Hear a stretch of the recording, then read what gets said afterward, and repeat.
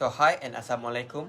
My name is Nur Aiman Haikal bin Azmi and my matrix number is 251240445, and today I'm going to present my business ethic assignment based on 7-Eleven. In this presentation, I will explain the ethical issue faced by the company, analyze it using ethical theories, and most importantly, present the framework to solve the issues.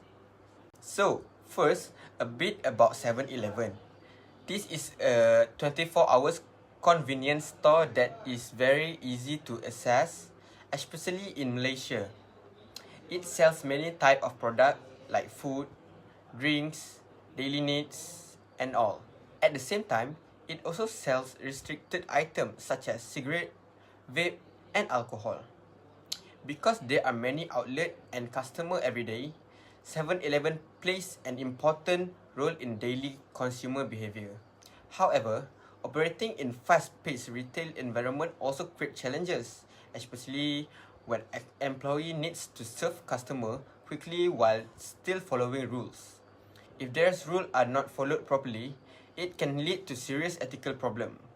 So the main ethical issue I chose is the sales of restricted product to underage customer. Even though this is clearly prohibited by law, it can still happen in real situations. For example, during busy hours, staff may not check customer ID carefully. This usually happens when employees are rushing, or there is pressure to serve customer quickly to avoid long queues. In some cases, staff may also avoid checking ID to prevent conflict with customers. However, this creates a serious ethical problem. The impact is not small. It can lead to health risks among minors, such as addiction and long-term health issues. At the same time, the company may face legal penalties, such as fines or losing its license. In addition, this can damage the reputation of the company and also reduce customer trust. So overall, this is a very serious issue that needs proper attention. So, to analyze this issue, I use two ethical theories, which is the first one is altruism, which focuses on achieving the greatest good for the greatest number of people. From this perspective, even though the company may earn short-term profit, the harm caused to society is much greater. For example, underage individual may develop unhealthy habits, so the overall outcome is negative, which means the action is unethical. Second is deontology, which focuses on rules and moral responsibility. In this case, the company has a duty to follow the law and not sell restricted product to underage customer. Even if checking ID slows down service or reduce profit, the company must still follow the rules no matter what. So, both theories, although different, lead to the same conclusion that this action is unethical. This issue is also related to stakeholder theory and CSR. From stakeholder theory, many groups are affected, such as minors, parents, government, and also the society. If the company fails to control this issue, all the stakeholders may be negatively affected. So, the company must balance between making profit and protecting stakeholders, both at the same time. From CSR, businesses have a responsibility to operate in a way that does not harm society. In this case, selling restricted product without proper control clearly goes against this responsibility. So, ethical decision making is important to ensure that the company operates responsibly. Now, I will explain the most important part, which is the framework I propose. I created the Responsible Retail Compliance Framework.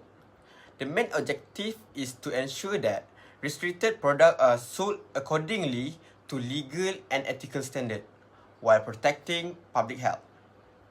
The framework is based on two principles, which is altruism, which focus on reducing harm, and deontology, which focuses on following the rules. So, first is the policy. The company must have the clear policy that requires staff to check customer identification before selling restricted product. Second is the SOP, or Standard Operating Procedure. Staff must request identification card, verify it carefully, and reject the sale if the customer is underage. This step is important because it directly prevents the issue from happening. Third is decision model, which give simple step-by-step process. Staff need to identify the product, check the customer age, identify ID, and then decide whether to approve or reject the transaction. This helps staff make consistent and correct decisions. The next one is implementation. The company should provide training to staff, install reminder notice at the counter, and use system alert when restricted items are scanned. This support employees in following the rules properly. Finally, monitoring and enforcement are very important. This company can use CCTV, conduct random check, and apply penalties if staff do not follow the correct procedure. This ensures that the system is not only planned, but also properly enforced. So, overall, this framework is practical, easy to apply, and help ensure ethical behavior in daily operations. In conclusion, this issue shows that business cannot only focus on profit. They must also take a responsibility and consider their impact on society.